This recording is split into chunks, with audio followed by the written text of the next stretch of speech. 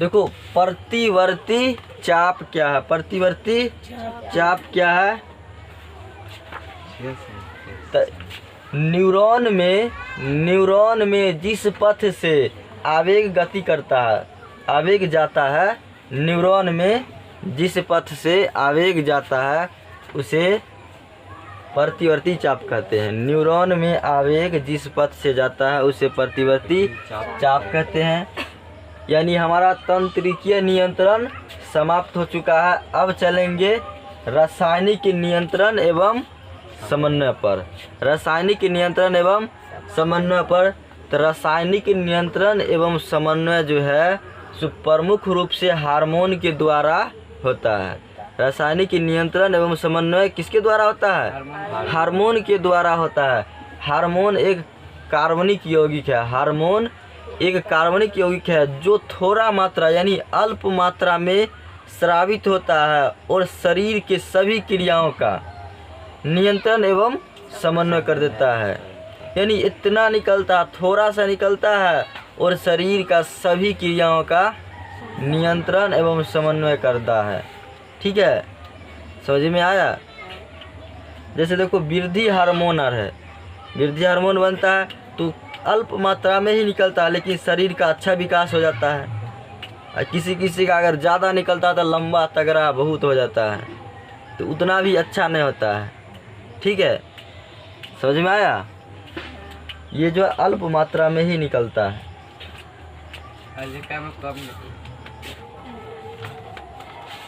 मानव के शरीर में कई तरह के अंतःस्रावी ग्रंथियां पाई जाती है। मानव के शरीर में कई तरह के अंतःस्रावी ग्रंथियां पाई जाती है। पीयूष ग्रंथि, थायराइड ग्रंथि, पाराथायराइड ग्रंथि, एड्रीनल ग्रंथि, अग्न्याशय के लैंगरहंस की द्वीपिका जनन ग्रंथियाँ।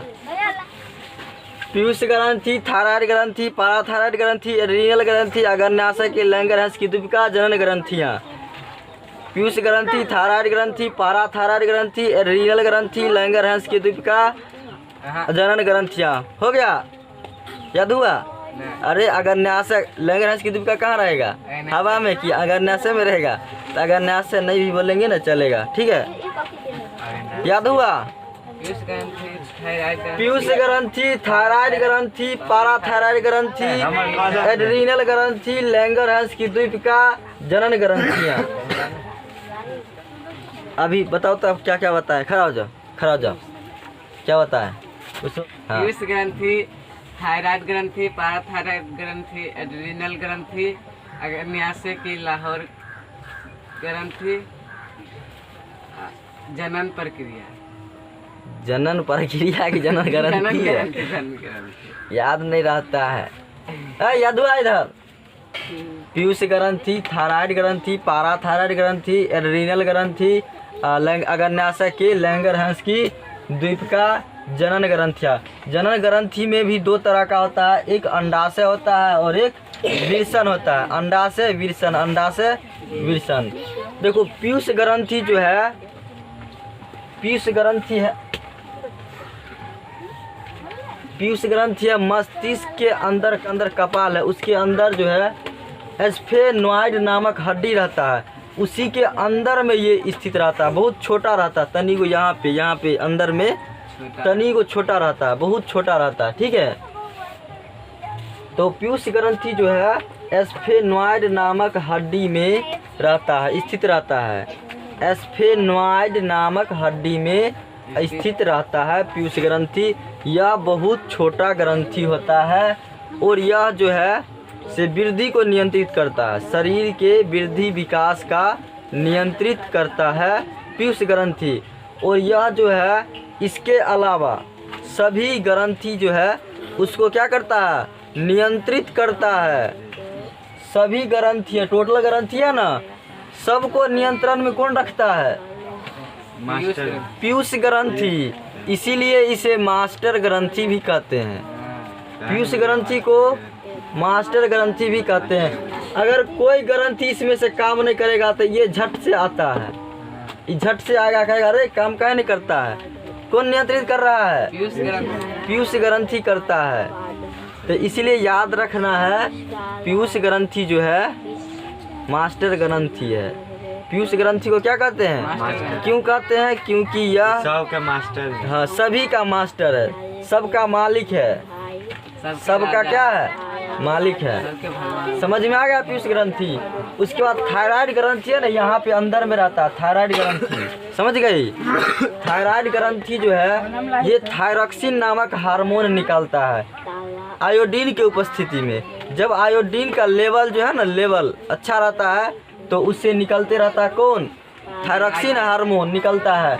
अगर थायरॉक्सिन नामक हार्मोन नहीं निकलेगा ना तो गलगंड नामक बीमारी हो जाता है। गलगंड, घेघा रोग, गलगंड फूल जाता है, ये सब है ना, फूल जाता है, घेघा बीमारी हो जाता है। घेघा किसके कमी के कारण होता है? आयोडीन के कमी के कारण। याद रखना है, जैसे ही आयोडीन का कमी होगा तो थायरॉक्सिन नामक हार्मोन नहीं निकलेगा।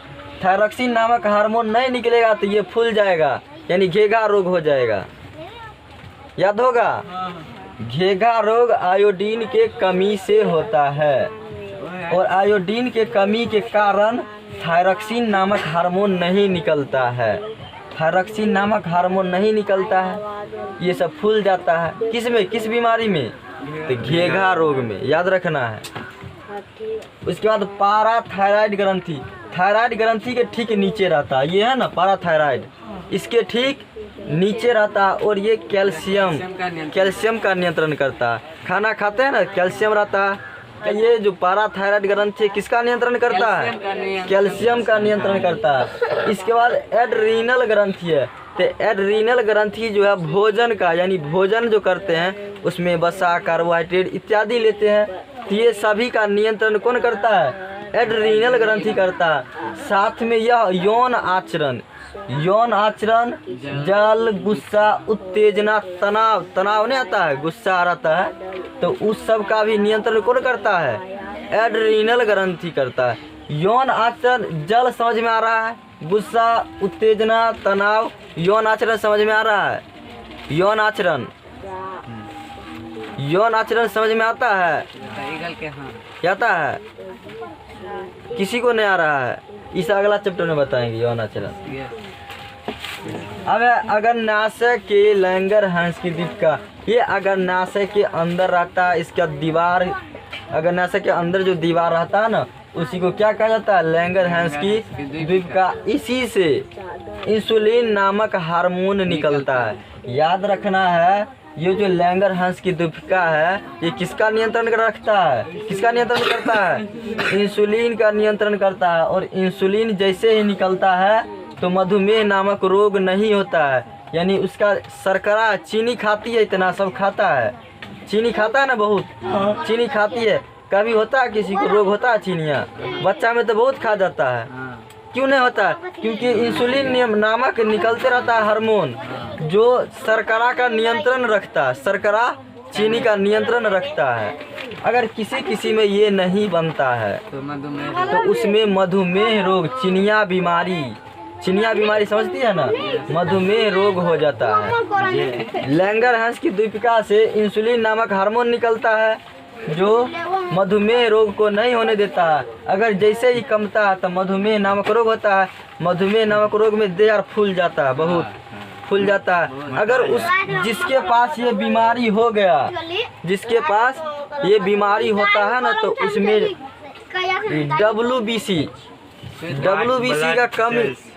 WBC ना से कम होता है, उसमें एक्टिव ज़्यादा नहीं, काम नहीं करता। कभी घाव हो जाता है ना उसको तो जल्दी ठीक नहीं होता है। घाव अगर होगा, जिसके पास ये बीमारी है, चिनिया बीमारी, अगर घाव हो जाता है तो उसका घाव जल्दी ठीक नहीं होता है। समझ में आ रहा है? इसके बाद जनन ग्रंथि दो तरह का होता है। एक होता है अंडाशय जो फीमेल में होता है। अंडाशय कहाँ रहता है? फीमेल में। अंडाशय फीमेल में रहता है और विल्सन मेल में रहता है। फीमेल मेल समझ में आता है? फीमेल में हम बताइए। फीमेल मतलब स्त्री और मेल मतलब पुरुष। तो स्त्री में क्या पाया जाता है? अंडाशय और विल्सन पुरुष में पाया जाता है। तो अंडाशय जो है बालिका अवस्था में, यानी बालिका में क्या करता है, यौन अवस्था को उत्तेजित करता है, यौन अवस्था में परिवर्तन करता है। स्त्री में यौन अवस्था में क्या करता है, युवा अवस्था में ये परिवर्तन कर देता है, यानी यौन आचरण उत्पन्न करता है। यौन आचरण कौन उत्पन्न करता है, अंडाशय। देखो ये जो है, इससे 3 तरह का हार्मोन निकलता है, इससे 3 तरह का हार्मोन निकलता है, एस्ट्रोजन, प्रोजेस्टेरोन और रिलैक्सिन हार्मोन। एस्ट्रोजन, प्रोजेस्टेरोन और रिलैक्सिन हार्मोन निकलता है किससे, अंडाशय से। ये सब बताएंगे अगला क्लास में क्या है, जब जनन चैप्टर पढ़ाएंगे ना तो उसमें बताएंगे। हाँ, तो अंडाशय से कितना हार्मोन निकलता है, हार्मोन 3 तरह का हार्मोन, एस्ट्रोजन, प्रोजेस्टेरोन और रिलैक्सिन हार्मोन। इसी से एक तरह का अंडाणु भी बनता है, अंडाशय में अंडाणु भी बनता है। ये सब जनन चैप्टर में अंडाणु कहाँ बनता है, नहीं बनता है, ठीक है, याद रखना है। उसके बाद विल्सन होता है, विल्सन ये जो है से फीमेल में पाया जाता है। विल्सन किस में पाया जाता है, मेल में, यानी पुरुष में पाया जाता है। यह जो है यानी पुरुष में जनन अंग कौन है, टेस्टिस है, विल्सन है, जनन अंग टेस्टिस विल्सन है। इससे निकलने वाला हार्मोन को हम एंड्रोजेंस कहते हैं। इससे निकलने वाला हार्मोन को क्या कहते हैं, एंड्रोजेंस कहते हैं। इस सबसे प्रमुख एंड्रोजेंस कौन है, टेस्टोस्टेरोन हार्मोन है। ये जैसे ही निकलता है ना तो युवा अवस्था में यौन आचरण इसमें भी उत्पन्न होता है, युवा अवस्था में यौन आचरण इसमें भी उत्पन्न होता है। किसके कारण, टेस्टोस्टेरोन के कारण। इसी के कारण मुछ दाढ़ी आता है, सब में मुछ दाढ़ी आता है ना, किसके कारण, टेस्टोस्टेरोन के कारण होता है। देखो एक बार हम रिपीट करते हैं फिर से। पीयूष ग्रंथि जो है स्फेनॉइड नामक हड्डी में पाया जाता है, यह वृद्धि का नियंत्रण करता है, साथ में ही सभी ग्रंथि का भी नियंत्रण करता है, इसीलिए इसे मास्टर ग्रंथि कहते हैं। उसके बाद थायराइड ग्रंथि, थायराइड ग्रंथि से थायरॉक्सिन नामक हार्मोन निकलता है। आयोडीन का कमी हो जाता है तो थायरॉक्सिन नामक हार्मोन नहीं निकलता है और थायरॉक्सिन नामक हार्मोन नहीं बनता है, जिसके कारण ग्वाइटर यानी गलगंड बीमारी हो जाता है, घेघा रोग। समझ रही है, तो घेघा रोग किसके कमी से, आयोडीन के कमी से घेघा रोग उत्पन्न होता है। पाराथायराइड ग्रंथि यह कैल्शियम का नियंत्रण करता है, शरीर में कैल्शियम का नियंत्रण कौन करता है, तो पाराथायराइड ग्रंथि करता है। एड्रीनल ग्रंथि यह भोजन, यौन आचरण, जल, गुस्सा इत्यादि का नियंत्रण एड्रीनल ग्रंथि करता है। उसके बाद है अग्न्याशय के लैंगरहंस की दीपिका, इससे इंसुलिन का स्राव होता है, यानी ये इंसुलिन, इससे जो है इंसुलिन निकलता है, किससे, अग्न्याशय के लैंगरहंस की दीपिका से, और इंसुलिन निकलता है जिसके कारण मधुमेह रोग नहीं होता है, क्योंकि इंसुलिन जो है सो चीनी यानी शर्करा का नियंत्रण करता है। अगर इंसुलिन नहीं निकलता है जिसके कारण शर्करा का नियंत्रण नहीं होता है तो उसमें चीनिया बीमारी यानी मधुमेह रोग हो जाता है। जनन ग्रंथि जो है, जनन ग्रंथि 2 तरह का होता है, एक होता है ओवरी, एक होता है testis. Ovary testis, ovary testis, ovary female में पाया जाता है और टेस्टिस मेल में पाया जाता है। ये दोनों काम करता है, ये दोनों काम करता है। युवा अवस्था में आकर के इससे हार्मोन निकलता है, इससे अंडाणु भी बनता है और एस्ट्रोजन, प्रोजेस्टेरोन, रिलैक्सिन हार्मोन बनता है और विल्सन से जो निकलता है टेस्टोस्टेरोन नामक हार्मोन बनता है। विल्सन में ही स्पर्म भी बनता है, ये सब है जनन चैप्टर में पढ़ना है। विल्सन है ना, विल्सन में ही स्पर्म भी बनता है।